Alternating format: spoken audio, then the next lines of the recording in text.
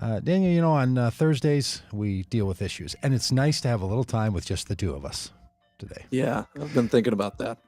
Daniel is the podcast producer around here, and a musician, and a man of great coffee expertise, which we should talk about sometime. Yeah, we should. I'm Hey, sipping some Costco coffee right here because I'm desperate. Wow. Did you pick up a vaccine while you were over there at the Costco? Did they have one of those for you? Got a 6-pack, yeah. Speaking of the vaccines, we're going to talk a little COVID, some relief, the future here on the podcast today. I'm in Minneapolis. I am standing up, and I'm going to make a big deal out of that because for the last 2 weeks, I've been saying that sometimes I stand up here in the home studio, sometimes I sit down, but I had been sitting down like constantly, and I've decided, no, it's important to stand up because sitting is the new smoking, and I want to kick the habit. So I'm going to stand up for the hour. I've been sitting like 2 packs a day for a while, so I feel like I need to do something about that as well. That's right.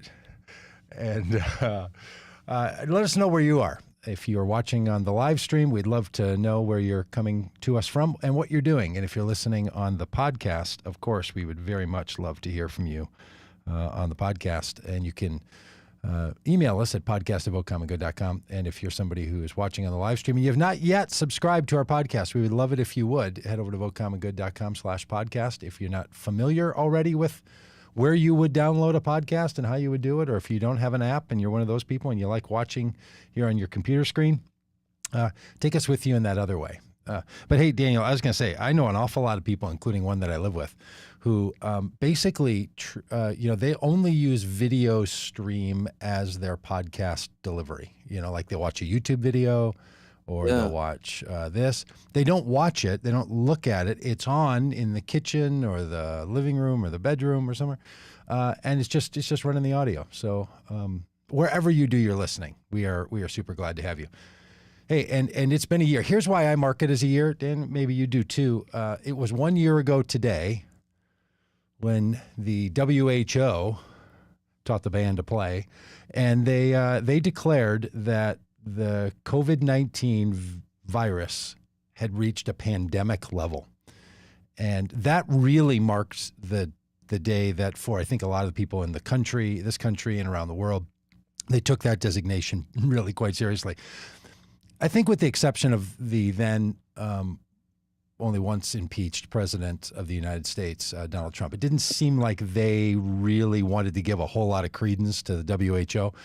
But the rest of us, and then ultimately within days, even the government of the United States came around to say, yeah, this is not going to just be a seasonal uptick in illness. This is really truly going to be something else. So March 11th is the day that feels to me like the day that we all recognize and notice what's been going on and what was going on, and was going to set the course for the next year. Yeah, it seems like this week a year ago is when things started to fall apart. A lot of people remember where they were. I happen to, because we were doing the Vote Common Good, Faith, Hope, and Love for a Change on Election Day 50-state tour. We were 38 states or 36 states in, and we were hearing about the virus. It was clearly building, and people were talking about it, everywhere that we went, just like people were talking about it, in their own private lives. But businesses were certainly starting to think about it.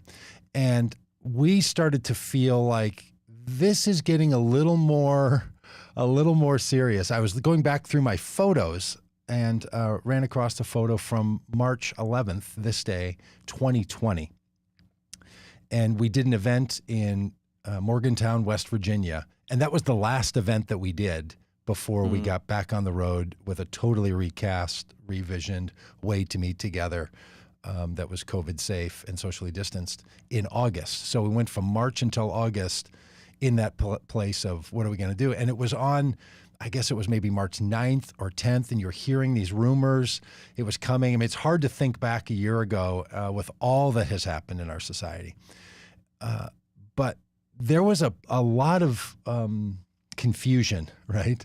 There were a lot of people. You didn't know who to trust. And I'm someone, I think I've made it pretty obvious on this podcast that I thought that Donald Trump was not a trustworthy fellow.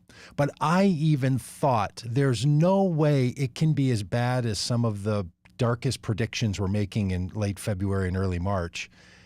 There's no way it could actually be that bad and not have Donald Trump be saying something more significant about it, right? Like I was still fooled by the level of dishonesty and incompetence, and I thought, no, that like the federal government has mechanisms to tell us that this is a danger, and it was literally the day before the WHO made this announcement that Donald Trump went on television and said it's going to go away. It's a few cases. We've got a handle on it. We don't think it's going to be a problem. And we were all scrambling, for information. And it was clearly there was information that was competing with each other that was coming in. And I was really hoping, that it wasn't going to turn into something that would shut down our tour. That's all I kind of thought that it might be, is maybe people traveling, doing kinds of events that we were doing. And within, I don't know, felt like days, the reality was sinking in that, wow, this is going to shut down the entire global economy. It's sort of Yeah, I incredible remember to when big events started to shut down, like the NBA shut down and concerts were canceled and all these major things started happening. It's like, oh, I guess this is serious. And I kept, in the months after the shutdown, I kept thinking, like, this is such a softball for Donald Trump to be the hero. Right. Like, all he has to do is comfort the nation, tell us we're all in it together, listen to the experts. There was a pandemic playbook that was in place before he got there. They didn't follow that. He could have saved lives and he could have been the hero. But instead, he chose to sow lies and play it off as nothing's wrong. It's just unreal. Unreal. It is really unreal. And it created such confusion then that persists until this day, that a year later, there's still so many different versions of the level of concern, the level of danger. I was just in a conversation with a friend a couple of nights ago, and he was saying, every prediction that the WHO and the CDC, every prediction they've made is wrong. Like, they've just been wrong from top to bottom. Like, no, they haven't been. Like, we were having a discussion about how wrong they had been, right? This kind of thing just persists. Yeah. Regardless of where you are on the political spectrum, it's a different question. And COVID sort of ripped open all these ways of being confused about how we think about the information we have, the role of our government, and what kinds of restrictions or what kinds of latitude we should have as citizens. It really is, it's epic in that sense. Like, it touched every single area of life really rather quickly. So, hey, we've recounted a bit about where we were when we heard of this, and we'd love to hear from you. If you're in the chat, let us know not only where you are right now and what you're up to, but where were you when you first recognized that COVID was going to rearrange your life, when you first realized that the level that the deadly effect of this was going to be getting on everyone. Maybe you were on it early. Some people, they were really concerned in late January. Some people, I guess, in early January, and they really saw this coming. When did it really strike home for you in your own place? We'd love to hear those pieces of the story. And the thing that gets me about this is, you think in the last year we have literally lived through a global deadly pandemic, Like, that is the thing that kind of hovers above modern society the way we have it now, right? That movies are made out of this kind of thing. And we've done it as a globe. Now, it's not as bad of a pandemic as it could have been, right? If you imagine that, what if Ebola had spread to the degree that they thought that it was, with its effect that it has on the human body and its deadly rates. So there are worse versions that are still in the offing that still could strike humanity. But this is a pretty bad one. Like, this is one that has killed 500,000 plus people, 600,000, by the time we get through the end of this month, it looks like, or the end of next month. And that's with all the shutdowns just in this country. And that's with all the shutdowns that took place, right? Imagine if we hadn't put those shutdowns in place. Now, I know some people actually do imagine that, and they would very much like to imagine that that didn't happen, and they tell themselves that this wouldn't have been a problem had that not been the case. But we have survived a pandemic that would have killed 2 million people in this country alone if we hadn't gone to the great degree that we did. And just to think in a year, it feels like we're coming through it. And I know some people are saying they're being very loud about the fact that don't spike the ball on the 5-yard line. Don't celebrate too early. Many have slipped between the cup and the lip, but it does feel like we're in a different place, right? Vaccines are out. We've figured out, we'll talk a bit more about relief in a minute, but we figured out how for the federal government to respond to all of this and have really restructured our relationship of citizenry to the federal government, in some ways the state governments. It's been an extraordinarily transformative year. And in some ways, a transformative last 3 months, right? Much of the thing that feels different has come just since December when the pharmaceutical companies started to say with confidence that they could distribute these vaccines. So it's just shockingly, and it feels like every other issue that's happened in our world is something that we should be taking account of, thinking about about COVID and the pandemic and where we are. It is the most framing, important, globally shared experience that of the last, I don't know, name it 50, 100 years, maybe since the last global pandemic. Yeah, and I feel like this pandemic highlights and exacerbates all of the other societal issues we're facing.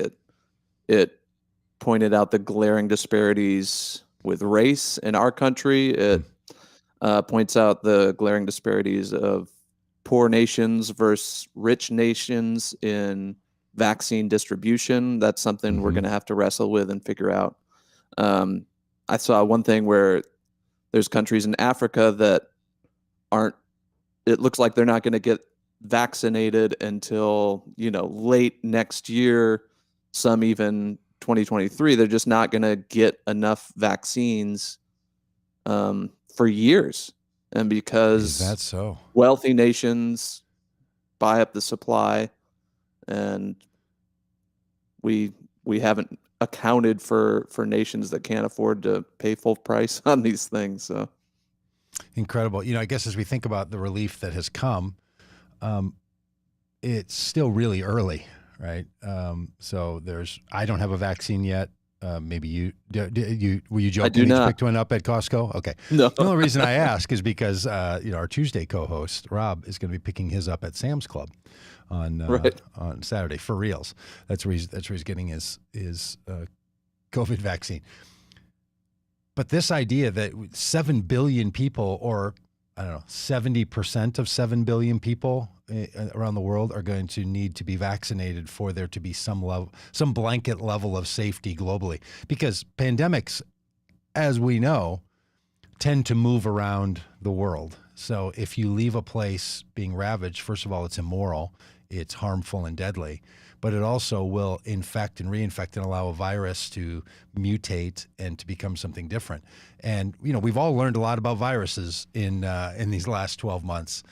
And I would imagine that in the next 12 months, we're going to be thinking about the global impact, as you say, in ways that we haven't even considered. And I'm not sure the United States is going to be the leader in that. I heard Joe Biden say yesterday that there's likely going to now be a surplus of vaccines in the United States by summer. Can you imagine that? That they have figured out how not only to create these vaccines that can work, but now to produce them on a scale that by July, there's projected to be more vaccines in the United States than people that still need to be vaccinated. That is a absolute modern day miracle that has taken out. It's a social miracle. And as you say, look, the Trump administration did one thing half right in their entire two things around COVID, two things half right. One, they supported the distribution of $2 trillion into the economy last March. Within 15, 16 days, 2 weeks of the shutdown, they were moving $2 trillion through the economy. Incredible that they didn't stand in the way of that, and we're fully behind it. And that they said that they would use the full power of the government to be sure to support whatever goes on with vaccines. They made that commitment, and that gave confidence to the vaccine creators.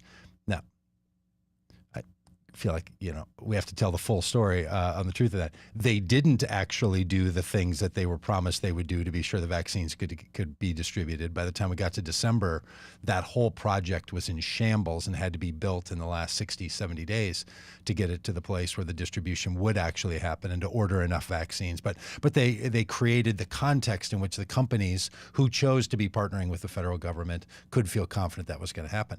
That we pulled that off. And that all around the world, people start wearing masks. I was just looking around to see if I have my mask down here. This is like the one place in my life, in my little bunker basement, that I don't actually have a mask. I mean, they're all over my life. They're in my car. They're in my coat pockets. Yeah. They're in my in every room of my house. I have my go-tos, and then they're just sitting around.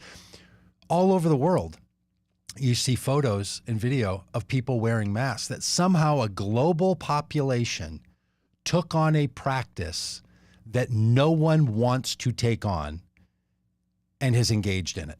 That is going to be seen as a moment in, I think people are going to look back on this and describe the taking on of masks, the acquisition of mask wearing, as a proof that human beings can pivot in very short order to do things that benefit that are either they're demanded to do or that they believe benefit others without any positive reward for themselves, right?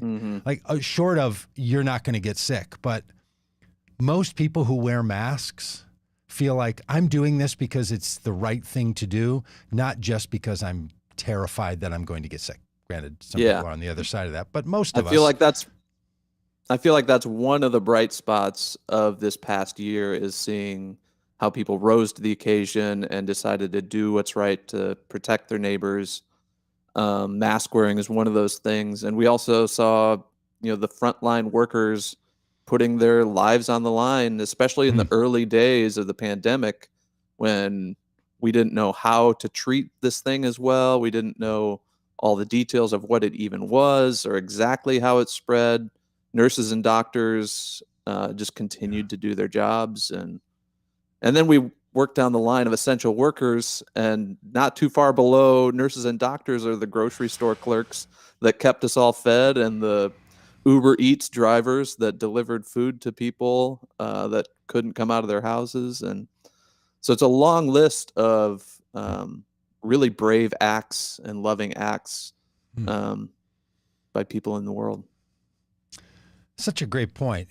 When you think about what an essential worker is, either by definition or sort of by just common acceptance, it's re-strataed our society in that sense, right? Like the categories that used to be like, well, medical professionals are at an economic and social level higher than someone who's a gig worker or is an hourly employee or works the jobs that make the system flow behind the scenes. But then when you hit a time like a pandemic, you start to say to yourself, well, what those people have in common is that they're essential to our society. Now, as we are calling this the COVID relief and the future, here's a big question for us. In the future, will we remember this idea, this reality, and structure all of our societal responses to people who do that work, and to continue to declare them to be essential to the functioning of our society? We've been told the reason some people get paid more is because they have a skill set or a willingness to do work that is beneficial to everybody. Right? It's more beneficial to the whole, so those people should be rewarded. This is one of the rationale for how our economies work the way that they do. It's either expertise or necessity. Well, Hmm. now we've concluded, oh boy, there's an awful lot of people that are necessary Yeah. in this who actually don't receive any of the other social accolades, benefits, support, care. In fact, very often their lives are pressured even more. They struggle Hmm. even more deeply. And I wonder if we're going to have some of our social influencing voices in our society start to advocate on their behalf. I wonder if the future if this will be a piece of the COVID world that we can carry forward Boy, as I we hope sort of. so.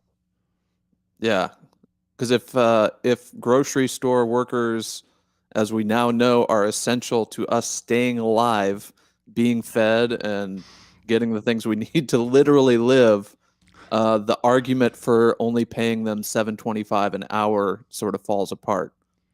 This isn't just a job for part-time high school kids. These are jobs that we need to have people doing as a society to continue to function, and we should be paying people at least a livable wage to Right, do that. right. Yeah, and we should pay them well, and we should recognize them in our society, right? Yeah. For the role that they play. You think about these times when people would applaud, or people. There was a period, especially in April and May, when people were responding to those normally seen as background workers to our society. People were noticing them, calling them out, doing public recognition, thanking them. Well, I wonder if that isn't something that could be carried forward more, to recognize that that frankly, not only those jobs, but so many parts of our society Yeah. are taken care of, and they all become essential to this thing. Mhm. You certainly hope that school teachers and janitors and bus drivers and all the people that make a school system run, boy, because I'm feeling that in some ways there's this other push, right? There's this other push to say, oh, we've now sort of we had this year to look and decide what we really don't need, like what's not essential. So, lots of businesses are wondering this, like, do we have to have office space, and do I have to commute? Do we have to have in-person meetings? All of the rest of that to get along. There is a sorting going on, and I hope we also sort not just to like what can we get rid of, but what's really important, what really is essential to all of this, and Yeah. how do we think about it? And for those of us around something like Vote Common Good, where what we want to do is have people make the common good not only their voting criteria, but sort of their life ethic, right? That they would pursue the world with a sense that there is something of common good that can drive us, that can move us forward. That the other notions of what organizes humanity in our society really should first be under the glare of, is it about the common good? This is one of those times, Mhm. moments, periods of history that I hope we take a glance at. I'm not entirely sure. I mean, we're talking about it now, but I don't feel like I think about that as much as I would want to. Yeah. Yeah, I feel like everyone, is anxious to get back to normal, um, but I think it's a real opportunity to make a new and better normal, because normal before this pandemic wasn't working for a lot of people either. Yeah. And so while it might be comforting to go back to, being able to see people and things like that, I think that's what we talk about when we mean normal. There's a lot of the way it was that doesn't need to come back or needs to Mm-hmm. change. So I Mm-hmm. think this is a Mm-hmm. real opportunity to dream up a better way forward. All right, so COVID, relief in the future. So relief is coming. We mentioned vaccines already, that is coming that way. People are starting to feel much more comfortable and confident that they can do human things. Right? I don't know, these poor people at the CDC. Like, look, the one place seemingly someone shouldn't want to work is in the messaging arm of the Centers for Disease Control, because the Centers for Disease Control, the pressure on them to have to take science and translate what they're learning from epidemiologists and from biologists and virologists, to have to translate that into recommendations for public action and behavior. Mhm. I mean, look, I'm all for the CDC. I just think we got to figure out other ways in our society to decide what voices are involved in helping us put together all of that deep science with all of the social lived reality to make predictions and suggestions about how we should move forward. Because these poor people are having to tell, lawyers, but governors, mayors, presidents, like what's acceptable and what you should do and not do. And while they're doing, they're making their recommendations, I don't know how you feel about them, Dan, but they're confusing to me. Like they don't feel like they follow a logic sequence that the shutdown felt like it followed, right? We would all say we have to bend the curve. We can't overwhelm the health system.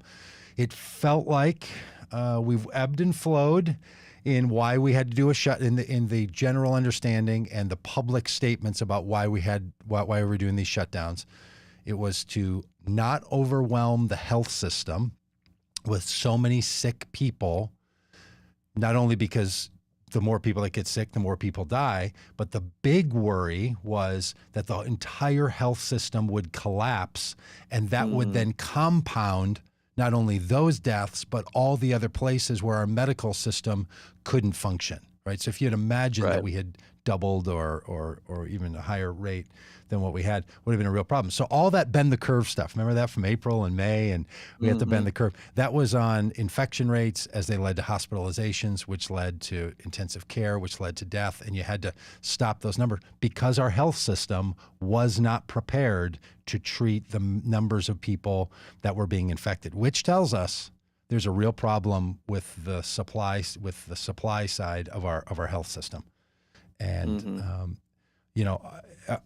the CDC's the Centers for Disease Control having to make recommendations. It was clear before, bend the arc, bend the curve, keep hospitalizations down so that the system doesn't overflow. Because people are like, well, what happens if all the doctors get sick? What if the fire department gets sick? What if the other emergency work? What if across our society, we start to see a collapse because the people who work in power plants and the people that work in sanitation, what if sickness gets all over? Then we're going to have a serious problem, right? When the structures of society start to collapse because we can't care for people through our healthcare system. That was the pandemic nightmare that the shutdown was trying to prevent, right? The ultimate problem wasn't simply how many people are going to get sick and die. That is a problem. But the impact of that, it wasn't just the number, it was what that would mean is the cascading effect from that moral tragedy of that number of deaths would be compounded so severely. That's what we have to think about and remember. And if our health system is this vulnerable and this pandemic was manageable as it was, and was only as dangerous and as communicative. What's it called when something spreads from person to person? That might be it. As spreadable as it is, we're in real problem. We have a real problem here, and this is something that, with all the relief that has come, I'm not sure we're properly addressing in this society, and people better start thinking about what we do on our healthcare delivery side. Yeah. Yeah, and that reminds me of the early days when ventilators were in such short supply. And I just remember being astounded that, A, we didn't have enough, and we didn't have enough trained personnel to use them. But then the Trump administration decides to have states bidding against each other to get the limited supply of ventilators. It was like the most capitalistic supply and demand way of doing things, and it just felt incredibly morally problematic to put states against each other for these life-saving devices. It was just really fascinating to watch. Yeah, there's that old saying that when you only have a hammer, everything looks like a nail. That kind of notion that if you have your mindset locked into something, you'll just provide the same solution over and over.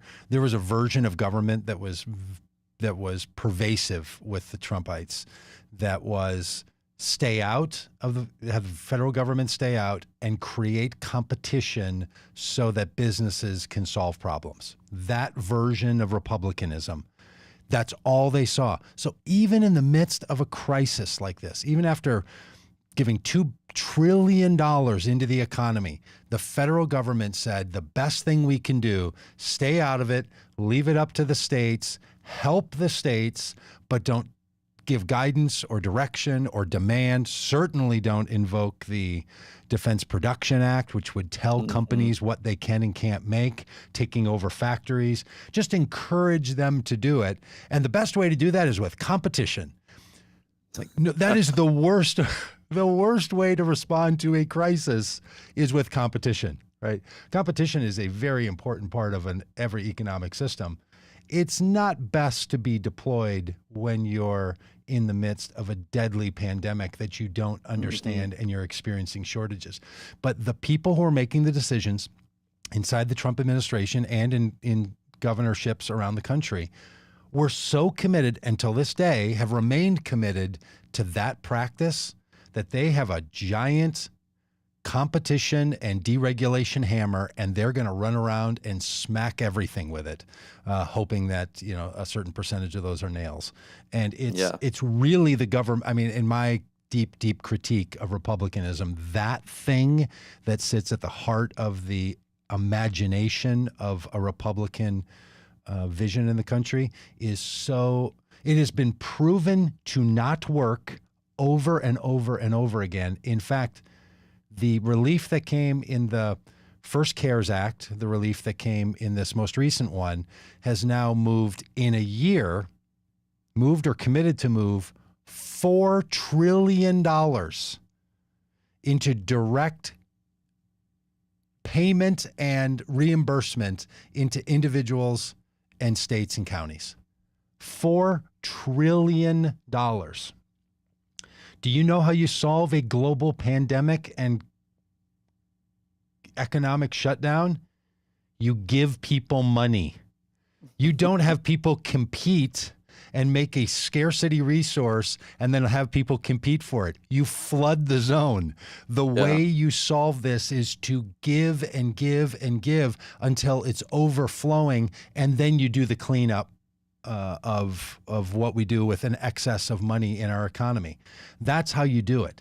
You don't take this approach, and look, and that's not always the right approach, right? There are times when flooding the zone with money is not the best thing to do.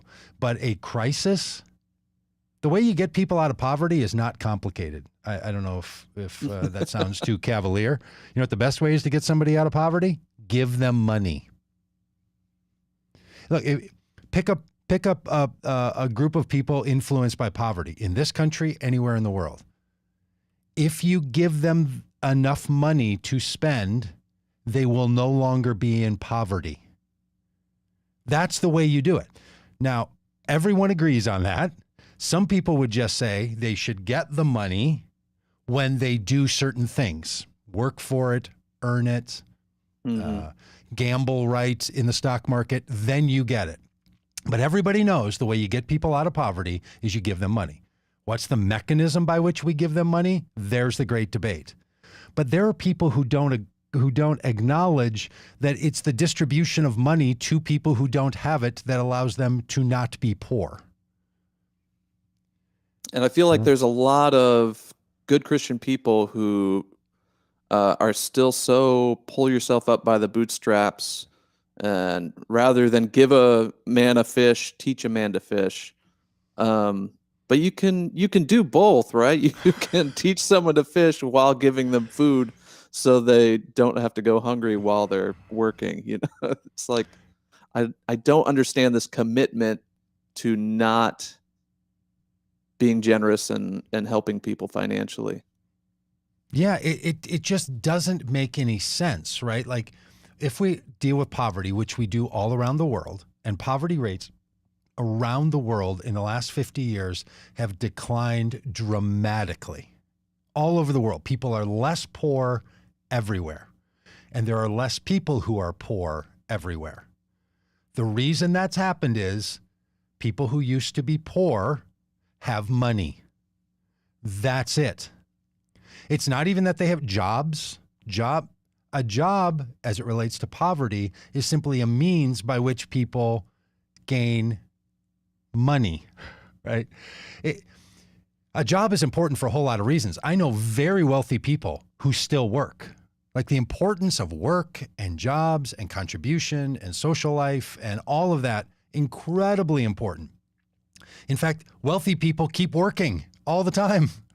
And people who no longer need to work will do it for all sorts of reasons. Even giving all their money away, they'll keep working, right? Mm-hmm. Because work is separate from the basic requirement that people need to have the money to live on. Now, you could argue that, boy, you know what would really be bad is people who get money and they feel like they don't deserve it and they didn't work for it.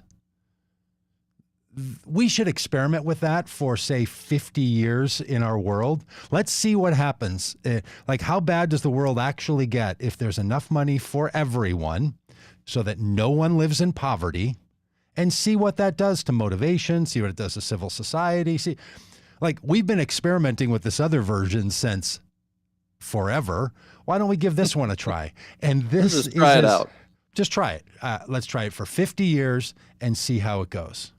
Because if you think people having money and not having to work for it is a bad thing, then let's start with trust fund kids. Let's start with families that have put enough money in an inheritance that a kid doesn't have to work a summer job to pay to go to college. Let's be sure that everybody who has enough money and can be a stay-at-home living person has to go get a job, because we're so worried that if people don't work for it, if somehow there's not some string attached, that you know what they're going to do? They're just going to turn into horrible people. Well, I don't know. Maybe that's true, because I do know some trust fund kids, and I know one family in particular that hasn't had to work for it, and they kind of are horrible people. But no one says this, right? No one says, hey, let's be sure that you earn enough money, that if you earn enough money where you don't have to work anymore, that somebody steps in and makes sure you work pretty hard. Like, there are people who, like, what they want to do is develop a business when they're 22, and when they're 26, they want to sell the business and have enough money to live on. Well, according to this other theory, what you'd be saying is, hey, that would be the worst thing in the world for you. That you had some moment where you acquired all the money you need to live on. Now what are you? Just some trust fund welfare queen? I mean, your life would be devastated. No one says that about the entrepreneur that hits it big when they're 22 and sells out when they're 26. People say that's the American success story. But if you say to a 22-year-old, we're going to make sure you have enough money to live on where you never fall into poverty, and that a child never has to go hungry, and that there's enough of basic needs that are going to be met, people say, well, what would that do to the person? That's going to ruin their life. I'm just on a rant here. If it's true that it's going to ruin someone's life for them to have money that pays for their lives that they're no longer working for, then we should They don't have to worry about where their next meal is coming from. They don't have to worry about medical bills. They don't have to worry, what would they do with all that extra time? And just going to sit around, apparently. I mean, this is where there's classism, racism, culturalism that plays in and says, well, no, like if I strike it rich when I'm 22 and I can retire when I'm 26, I'm the kind of person that's going to continue to contribute to society. But other people, well, they're just going to sit around and play video games. I don't know, or make art, or start new businesses, or do something creative, or be helpful. Like, they'll do the things that human beings do. The one thing we know is when you give people money, they're able to then live the kind of life that's not base sustenance life. So this is what the CARES Act and this is what the American Rescue Act is doing. It is moving all of this money. Like, as it turns out, this new bill that passed yesterday is going to be signed into law tomorrow. It's going to have the greatest effect on poverty in the United States history. Once this money moves through the system, 20% of people out of poverty, something crazy like that. It's just incredible. The lowest 20% of people in the United States will see a 20% increase in their income. Many of those people, that will be enough for them to no longer be living with the fears that they have. And it comes across the board. Some are cash payments. Some are increases to people that have to raise, that are raising children. Some of it comes in extra food subsidies. Some of it comes in child care support. Like, it's going to come into people's lives through multiple streams. The $1,400 checks or automatic deposits that are going to be issued fairly soon, that's the most consistent. But the lowest income people, it's going to come from multiple angles. This is why conservatives and Republicans did not vote for this bill, because they know that it challenges the very notions that they've been living by, which was scarcity and competition is the only way to survive. So circling all the way back to 10 minutes ago about how the Trump administration and Republicans responded to ventilators is the same way that we've been responding to poverty the whole time. Create scarcity, create competition, and let people use the free market to drive themselves out of it. And the dirty secret is when you give people money, they put it back into the economy, which creates more jobs and boosts spending and does all the things that they claim trickle down will do, but never does. Turns out that's how the economy works, right? You give money to people who spend it, and then they spend it, and then other people buy it, and it keeps the wheel spinning. Yeah, this is the thing, that all kinds of spending are different. So this is okay. Let's do a little more economics here on this relief bit. There have been 3 times in the last 4 years where $2 trillion has been moved from the federal government into the economy. The first, the tax cut of 2017. Paul Ryan, Donald Trump, and crowd said, we want to create a tax policy that will move $2 trillion that was coming into the federal government and put it back into people's bank accounts. And we're going to target that at the wealthiest individuals and corporations in the country to impact our economy. So we literally will get to compare that version with $2 trillion in July and $2 trillion of July of 2020 and $2 trillion in March of 2021. And this will be the first time in a very similar economic set of conditions that we will be able to compare and contrast the economic theories. And basically what this is going to lead to, I think could lead to in this whole relief, is the consideration that there's 3 things that need to happen. We need to have more federal supply on the healthcare side. We need to give direct cash payments to the poorest and low-income people in this country. And we need to provide basic services as a utility, not as an expense, specifically the internet and electricity and water. We need to move the internet into the category of electricity and water and make sure that it's available to people without regard to a money-making scheme by a private company. Because we've realized, man, if you didn't have the internet, and the fact that the internet has not become a bone of contention yet, I mean, other than that, people arguing about, cancel culture and all the rest. But the fact that we haven't said, without the internet, none of this shutdown could have happened. We need to make sure that the internet is accessible to everybody in this society as a basic public utility, that they can be charged for as a base public utility, not as a profit center for private companies. We have to make public the distribution of connection to the internet. If I were to ever run for office, these would be the 3 things, because they were proven in the midst of a crisis.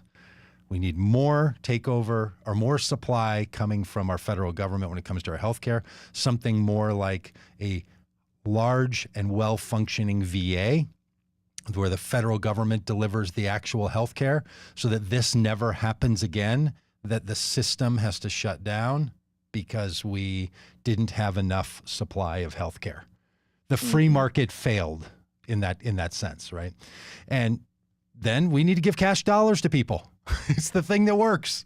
It is proven over. And obviously we know this because we do it with unemployment. We do it with Social Security payments. We do it with pension retirements. We do it with money for the lowest income, but not enough for people to live on. We already know that moving money to people who need it is the best way to deal with financial issues. That's why we make sure banks don't collapse, because we always say, like, well, they control the flow of money. And if you don't have a flow of money, how would you ever get along? So we know. These are things we know. And all of the relief that's going to come through this relief business of this time, it seems to me, needs to become normative for us. If anything in the future is going to look anything better than the past. Yeah, for sure. Yeah, I think with healthcare, it's pointed out that as a society, we've put this high value on doctors and the amount of money it takes to go to school and become a doctor, the time investment. But we're also seeing that the folks that do arguably as much or more of the hands-on work, nurses and PAs and all the other staff, the pay disparity is so great.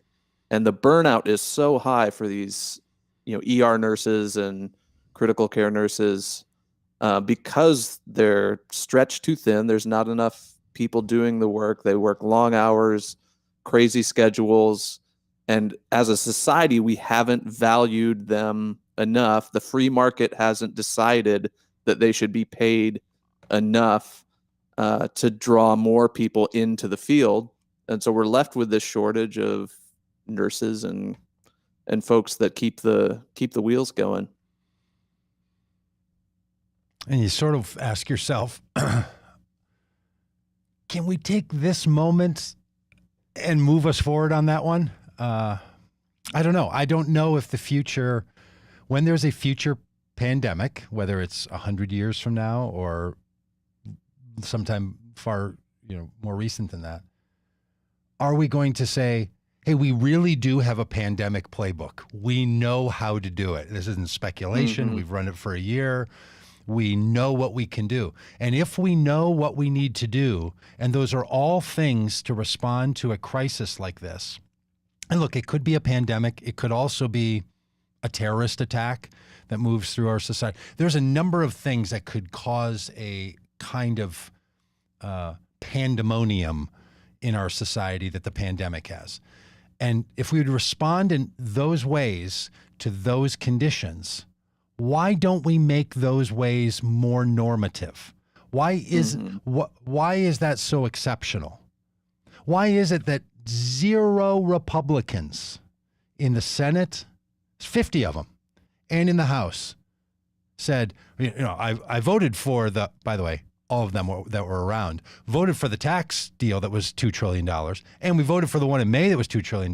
We voted for the $800 billion one in December, but we're not going to vote for this one in March because we think it's a little off. Oh, really? Is that what it is? You're truly nitpicking? Like I watched the comments from the senator from Mississippi who didn't vote for the bill and then is out championing the fact of many of the benefits that come to restaurants and small business people. And he said, well, I like that part. I didn't vote for the bill because I didn't like the other parts. Well, you don't get to take credit for the thing you voted against.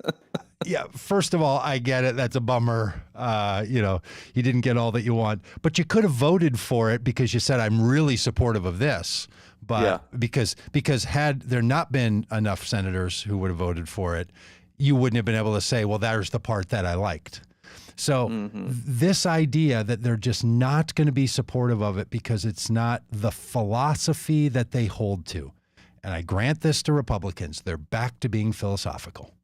God love them.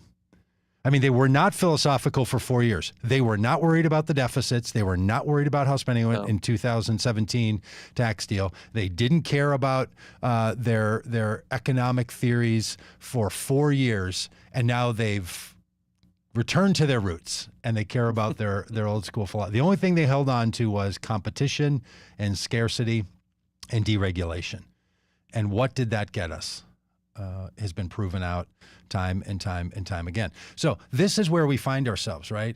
Is that we're at a year, and in a lot of ways, March 10th, 11th, and 12th are not of 2021 are like the mirror image of March 10, 11, and 12 of 2020, when the NBA shut down and I think some hospitals started to say we're running out of room. And then the WHO said, we think we're now going to declare this a global pandemic. And then states started to put mandates into place. Now, this year, we're on the other side, right? The economy's not shutting down. The economy just got a huge boost of $2 trillion to solve for the major issues of the COVID pandemic for the first time in all the spending in the last year. And things are starting to open back up again, and people are getting vaccines, and hospital rates are declining. So we're on the other side of all of that in a year. Incredible. I mean, it's been a really long year, and I wish it had taken 6 months. But it seems like this is about as good as, one should reasonably hope for. Now, moving forward, are we going to learn these lessons? Are we going to say that what you have to do in relief is what you should do in your normal life? It's like going to a doctor who helps you with some kind of major lifestyle, helps you with a medical issue that's caused by lifestyle behavior. And then after they do this, so you have a heart surgery, or you deal with some organ struggle, and they say the way you've been living created the context for your body to respond like this. So we can fix it, but the best thing for you to do is to change the way that you live moving forward. I don't know if you know this, Dan, but there's been big studies on this, like especially around smoking and eating. And the statistics on these long-term studies are basically no one changes bad behaviors. Doesn't happen. Like, they were trying to figure out, I can't remember this, the details of the study, but it was a medical industry sort of study. Like, we're going to figure out what are the conditions in place that cause someone to actually make changes. And what they learned was people don't make changes. No. They don't do it. Like people that, have, they go to their pulmonologist for a lung problem due to smoking, keep smoking. People that overeat, they keep using food in ways that damage their body. People that don't exercise and sit down in their podcasts just keep staying seated in their podcasts. Like, we don't make those changes. So how daunting this is, if you take this as a big metaphor, this is what we're facing. That on this anniversary of the recognition of how bad the virus is publicly, are we going to make a commitment as a society and as individuals to call for people who make societal determinations, whether it's how we treat people, as we've been talking about, or our economic theories, or just generally the way we think that the world ought to go. This is really what we're facing. Yeah, I think it's, again, a way to imagine a better way forward, and hope that enough of us get on board to make it possible. Because I think if the pandemic has proven anything, it's that some people, like you said, won't change their behavior. And no matter the science, no matter the evidence, no matter the sight in front of your face, they will refuse for any number of reasons to do what's best for them and others. I've seen some memes and videos about how sci-fi, in all the sci-fi pandemic movies that have ever come out, vastly underestimated how dumb we would be in responding to something like this. The case in point is the mask burning ceremony out in, was it Idaho the other day? I think it was Idaho. People so upset about wearing a piece of cloth or fabric on their face that they had to burn them. I mean, it's just astounding. Astounding. And this is the part that's confusing, right? On the one hand, like we mentioned earlier, people all over the globe have taken it on. They did it. And then there's this hard pushback. I heard a commentator say something I thought was so insightful. He said, look, this is after Abbott in Texas and the governor in Mississippi said, okay, shutdown's over, COVID's done, the whole state is open. Mask mandates are lifted. Good luck, everybody. Mm-hmm. This commentator said, look, I understand that there could be an argument made for opening the economy because there's economic reasons and there's real debates about the best way to move this forward. And there's real data that tells us that companies are struggling and aren't going to make it, and we do have to get them open. That's a debate. Mm-hmm. Not wearing a mask, that isn't a thing that actually presents any harm. Right. There's not another side to the argument short of, I don't want to, you can't tell me to. Right. It's an inconvenience. It's not like, and people try to say that there are. I've promised you, I've overheard and been in direct conversation with people who tell me that if you have the COVID virus in, then it can't get out when you exhale, and then you suck it in again and you get it twice as bad. No, that's not how Never heard that works. That's true about my bad breath, that I realized, oh my gosh, my mask doesn't stink. My breath does. That's true. It doesn't get out, comes back into my nose, and probably makes me sick of smelling my own breath. I'm brushing my teeth a lot more these days, I'll tell you that. Yeah, I had to chew a lot of the peppermint gum. But there's not a argument to say, hey, we got to release the mask mandates because this is the effect that it has on the common good. Mm-hmm. It's an irritant. Look, I get it. I would gladly be a guy that doesn't wear a shirt all the time. I would prefer restaurants where I don't have to wear shoes. But I get that for the most part, we've agreed that it's generally unsightly to not have a shirt on in a restaurant.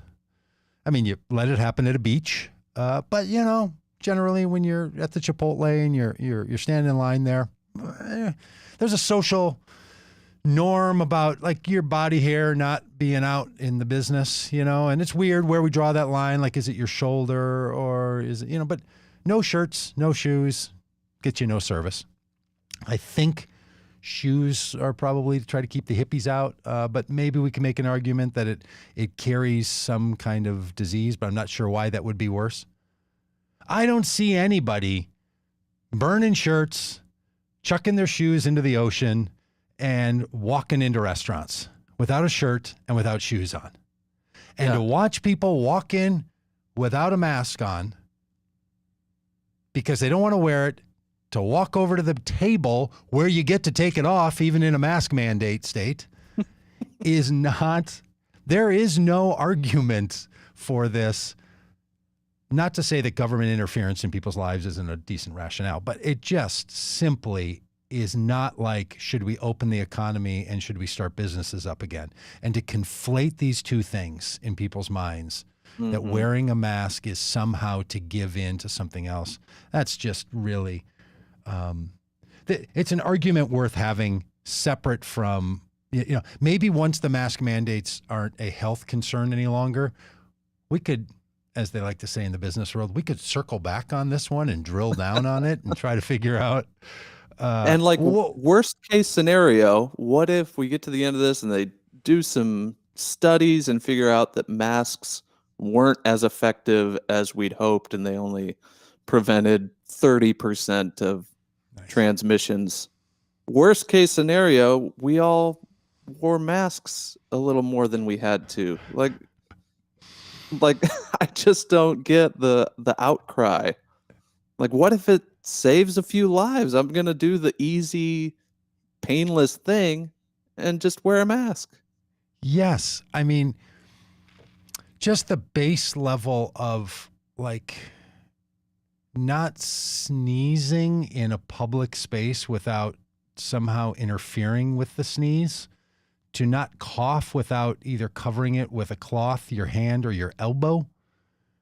That's just normal respect for stuff gets spread when it comes flying out of your body. Let's keep it back for a bit. And when we know that there is something that is aerosol transmitted that has this power to cause this kind of disruption, really? I don't know. Maybe every anti-masker, we should do a whole conversation with somebody who's reasonable and opposed to masks, to see, like, maybe they would be yelling at their computer screen if they had to listen to this by saying, no, that's not what we're saying. I almost have to believe they're saying something more than what I think they're saying. But Yeah. I have tried to listen, and all I've gotten to is, you can't tell me, I don't want to, it makes things worse. Those are the three arguments I've heard over and over. Not to go down a longer rabbit trail, but I think the CDC did itself a disservice when initially said, no one needs to wear masks except for the people in the hospitals. And then, of course, reversed that and said, yeah, everyone mask up. I think the confusion around that eroded a little bit of trust early on, which has caused some problems. But it's like, no one knew what was going on with this pandemic. And when we learned more information, we adapt our strategy and say, oh, yep, it helps if everyone wears a mask. Let's do that now. I remember when I was first hearing a person suggesting that everyone wear a mask, that there was a particular person who was advocating this in March and April. And it was like, what? I mean, I remember just thinking, like, that's bananas. People aren't going to do it. It felt odd. It's like, where would I even get a mask? I mean, the N95s and 3M and like, it was just like pandemonium and chaos, right? And then the person who works for the government came out and showed you how to make one at home with a bandana. And it just felt, right, like you're saying, like, wow, it was chaos. But then as you thought about it more and they talked about it more and you realize, okay, here's what we're going to do and here's how it's going to work. Out of your mouth onto others. I can see where. And you're right. The CDC did say we have a shortage of these masks. Please don't wear them for your own use. Let them be only for medical workers. And right now, we don't think that this is transmitted in that way outside of certain health system environments where there's very, very sick people. That's why you don't need to wear one at home. You do now. And then they recognized, no, that data is not correct. It's only transmitted like this. And we do think that it'll have this kind of an effect. And so now we're going to make this recommendation. So for the people who say, well, you know, if the CDC hadn't said not to do it, then I would have been fine with it. Really? Like, you're the person who, you're so committed to the CDC's recommendations that you're going to stick with the early ones.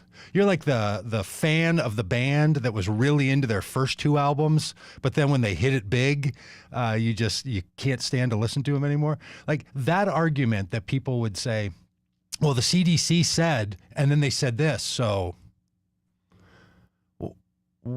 why does we didn't have the right information and we made calculations based on a whole lot of data that we've now corrected mean you don't listen to them? There is zero rationale for saying that a agency that's dedicated to getting out the best information as they have it would have the best information the entire time. So it seems to me that maybe there's something else going on with the masks. And again, the fact that our best delivery system is the Centers for Disease Control as being the spokesperson to respond. And that was put on the Trump administration. They decided that they were going to bat this over to the CDC and let them have to figure it out, like a big game of pickleball. They were just going to keep knocking that thing back over the net and make sure but then silencing them when they didn't like what the CDC had to say. And then being like, well, they don't know. Nobody knows. I mean, how could you know? Who can know? Who can know anything? Unknowable. Well, hey, we take our Thursdays to talk about current topics and issues. On this day, it was cathartic, at least, to feel like it's been a year. We're on the other side. Boy, do we know a lot. And as we like to say around here, we want to have an open-eyed, positive view toward what's happening in the world, and then say, what should we do in light of it? So we're glad to have you along with us. Thanks for everybody who listens. If you're a podcaster, keep us in your ears. If you're somebody who watches online, keep us in your ears and eyes, because it's good to see you, good to be seen by you, and of course, good to be heard by you. Daniel, anything left for you? Well, this is sort of part one of our conversation about COVID, because tomorrow on Science Friday, our guest is Yanir Bar-Yam, and he's an American scientist and activist specializing in complex systems. He's an expert in the quantitative analysis of pandemics. So we're going to go deep into behavioral science of why a bunch of people decide they don't want to wear masks and the best way forward from this pandemic. So it's going to be a great conversation tomorrow, kind of part two of this conversation. Now, someone with this level of understanding isn't going to interfere with a well thought out rant, is he, tomorrow? There's always room for a rant. We'll see. We hope so. All right. I hope so. A little news and a little opinion. That's what you get around the Mo Common Good podcast. So glad to have you all. Thanks. It's Thursday. See you tomorrow morning when it's Friday.